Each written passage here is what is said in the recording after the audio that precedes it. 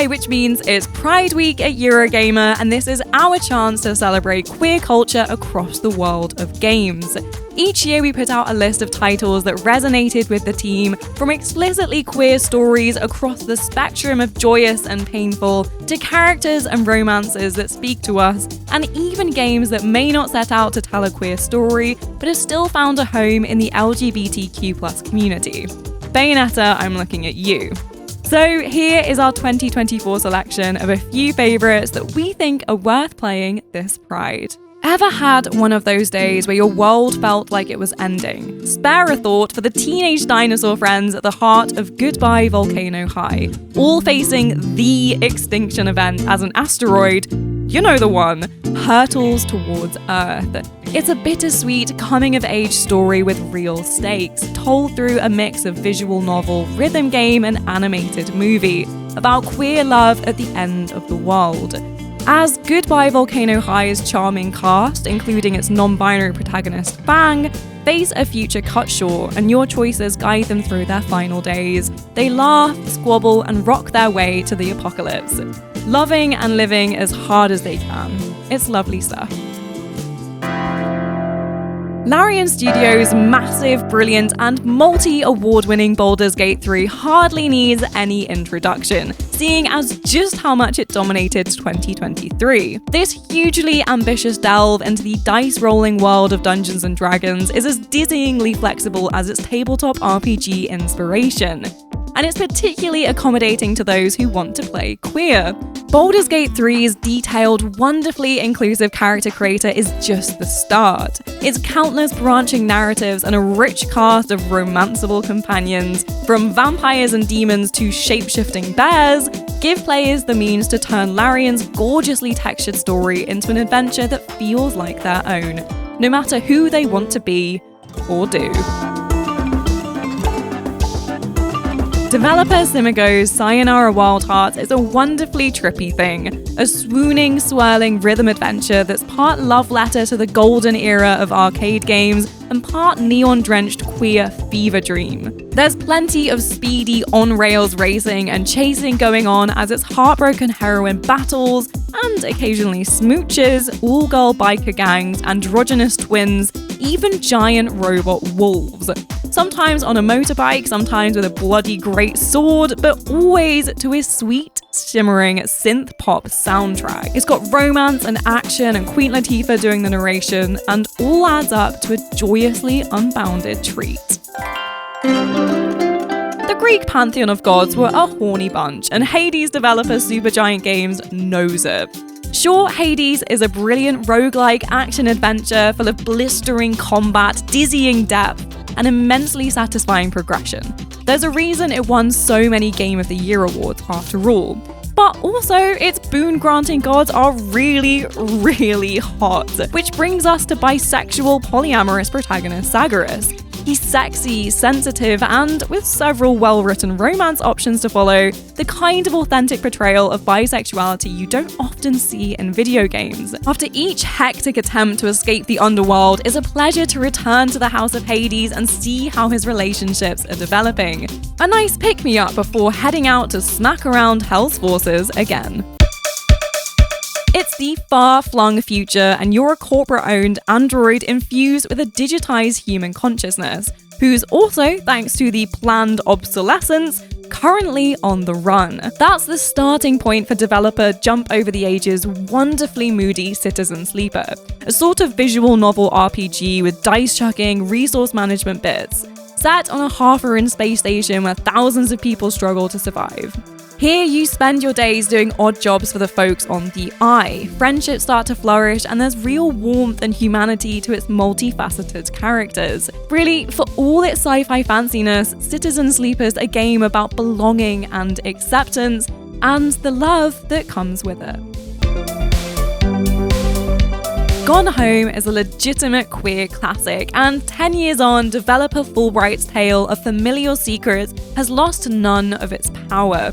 It all begins one dark, stormy night when, after a year abroad, Caitlin Greenbrier returns to her family home. For a long while, Fulbright's first-person exploration adventure feels a lot like a horror, as players tiptoe through the eerily empty rooms of its impeccably crafted mid-90s home, and some of the devastating secrets waiting to be discovered are certainly disturbing. Slowly though, as Caitlin's sister Sam becomes a more prominent part of the story, Gone Home reveals itself to be something else entirely. For all the tragedies haunting this family's past, it's a story of self-discovery, love, and ultimately, hope. The Cosmic Wheel Sisterhood from the Red Strings Club developer Deconstruct team starts off wonderfully high concept and just gets better from there. It tells the story of Fortuna, a fortune teller witch exiled to an asteroid, who makes a pact with a forbidden creature, hoping to return to her coven and reconnect with her friends. It's a complex tale spanning decades as players delve into the past and future, using an intriguing card-crafting tarot-like divination system to shift the story and determine the fates of its richly realized, often queer cast. Deconstruct team calls the Cosmic Wheel Sisterhood an exploration of identity, community, and personal responsibility. But it's also a tender, emotional adventure through time and space that deals a powerful hand. Who would have thought a game about cleaning up other people's messes could be so thrilling? This bed we made from Low Birth Games begins just like any day in the 1950s for protagonist Sophie, a sweet but noisy chambermaid at Montreal's lavish Clarington Hotel.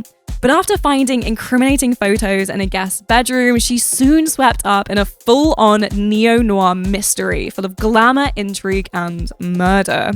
This bed we made might be relatively brisk, but it packs in plenty, with thrilling twists, a story that can be impacted by the smallest of your actions, even multiple potential love interests to guide you through your investigation. At its heart, though, is a game about the hidden lives of others, and an affecting reminder of how places like the Clarington were vital havens for queer people at a time when homosexuality was illegal. If it's cute and cozy you're after, you'll be wanting to give Lorenzo Radaelli's pitch black, unabashedly queer visual novel Mediterranea Inferno a mile-wide berth. Set in the aftermath of Italy's long-lasting coronavirus restrictions, it follows three beautiful, fashionable friends as they finally reunite for a 3-day holiday in the blazing heat of a southern Italian summer. Tensions simmer from the start, but when an enigmatic stranger arrives promising a truly endless summer of pleasures for one lucky boy, resentment tilts into all-out horror. It's vicious, emotionally pulverizing, and darkly hilarious stuff. And there's real, raw feeling in its bruised but beating heart. Hot-headed Jala is coming home, and her long-suffering exes have something to say about it. If Jala's dating history's a mess, then Thirsty Suitors from Outer Loop Games reflects that mess in its own brilliantly tangled way, mashing skateboarding, turn-based battles, even cooking, into a queer, horny, and surprisingly heartfelt adventure pulsating with bi energy. It's effortlessly cool and frequently hilarious, particularly during its absolutely wild Mario RPG-style battles in the psychic realms of Jala's exes. But it's also insightful about real-world struggles, particularly the intersection of queer and immigrant identities. Sure, it's largely optional skateboarding is a bit of an odd inclusion, but we'd happily chill with Jala and her thirsty suitors any day. If Found begins on New Year's Eve 1993 as Cassio, a trans woman who's recently returned to her Irish hometown after finishing university, sets about destroying her diary. It's a visual novel with a twist, guiding players through Cassio's life by getting them to erase the pages of her past one by one, rubbing out its exquisite illustrations, scrubbing away its beautiful, sometimes devastating dialogue, all to a moving musical score. If Found takes an ingenious, occasionally uncomfortable approach to storytelling that, as it touches on topics like queer erasure, the strength of found families, and the freedom to live authentically, feels quietly profound. And as Cassio starts to find her place in the world, it becomes a hopeful, beautiful thing. So those are some of our favourite LGBTQ+ games to play in 2024. If you enjoyed, make sure to head over to Eurogamer.net where we have even more articles on queer culture in the gaming space. And a massive thank you to Matt Wales for the words for this video. Otherwise, happy Pride, and I'll see you all in the next one.